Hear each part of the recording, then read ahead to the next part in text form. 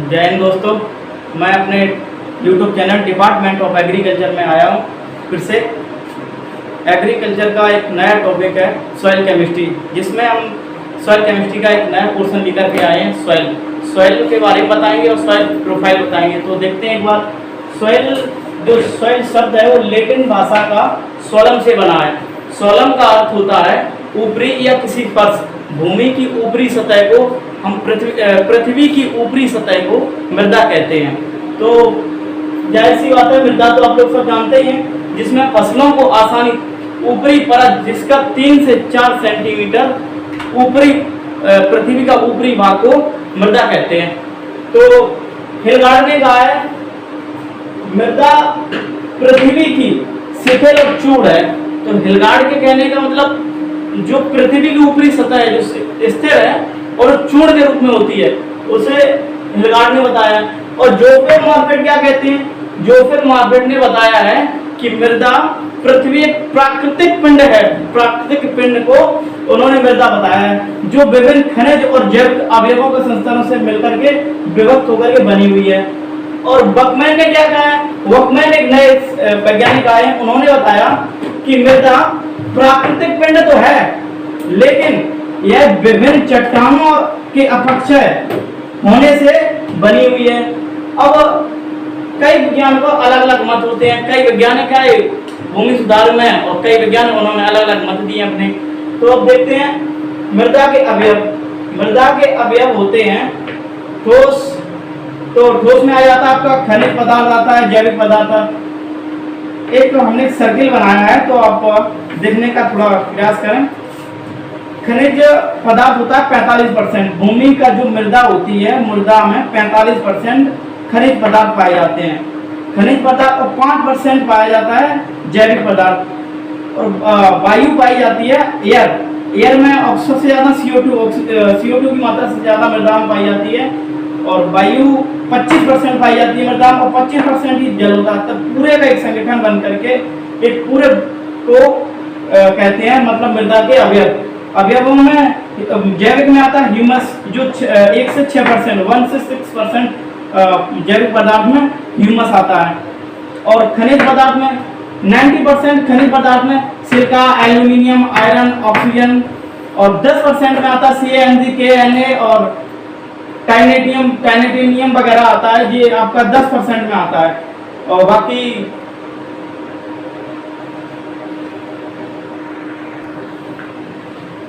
मृदा परिच्छेदिका। अब मृदा परिच्छेदिका के बारे में हम बताते हैं कि मृदा परिच्छेदिका क्या है। Soil profile. तो सॉइल प्रोफाइल, तो इसकी परिभाषा देखते हैं।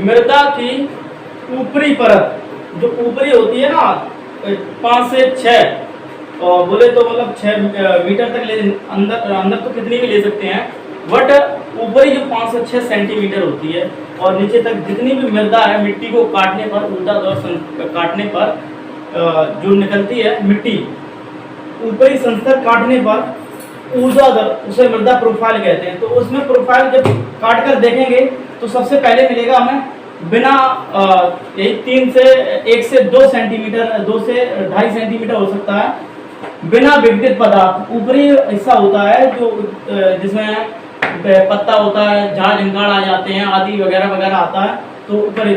उसके बाद थोड़ा और नीचे जाएंगे तो प्रोफाइल को जब काट के देखेंगे तो उसके और नीचे जाएंगे तो उसमें थोड़ा विघटित कार्बनिक पदार्थ मिलेगा। जो ऊपरी भाग होता है मृदा का, कटा हुआ कार्बनिक पदार्थ होता है, तो उसमें सड़ा गला पदार्थ मिलेगा आपको। ह्यूमस वगैरह जो भी होगा, हड्डियां, मांस, जो सड़ा गला होता है जानवरों का, गोबर वोबर जो भी होता है, ऊपरी 5 से 6 सेंटीमीटर तक का आ जाता है।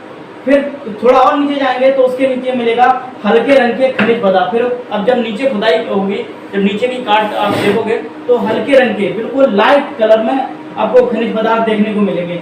फिर उसके पीछे, फिर उसके नीचे और जाओगे तो उसके नीचे एक संस्था आता है निक्षालन वाला, निपेक्षण संस्था जिसे कहते हैं, जिसमें निक्षालन होने लगता है। और फिर अब उसके बाद जब देखते हैं तो एक अवसादी मृदा भी होती है और संस्था उसी में आ जाता है, जो रेड कलर की होती है और जो मतलब जो पेड़ पौधे की जड़ें जिसमें जाती हैं और जहाँ पे मिनरल्स खनिज ज़्यादा मात्रा में पाई जाती है इसी मृदा के अंदर।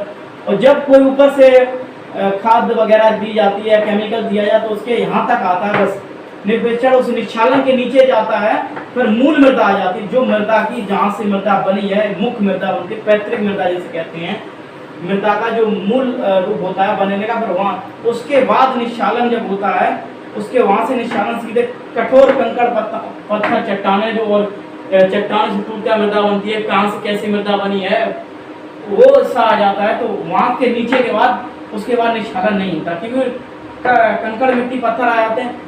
जब भूपरिष्करण किया जाता है, जुताई की जाती है, तो जुताई होती है 5 से 6 सेंटीमीटर नीचे होती है, और ज़्यादा करते हो तो 7 सेंटीमीटर तक हो सकती है उसके नीचे तक। मिट्टी को अलट पलट केवल 5 से 6 सेंटीमीटर की जाती है, कहाँ तक? केवल हल्के रंग के खनिज तक, बस। उसके बाद संकर बी बोले तो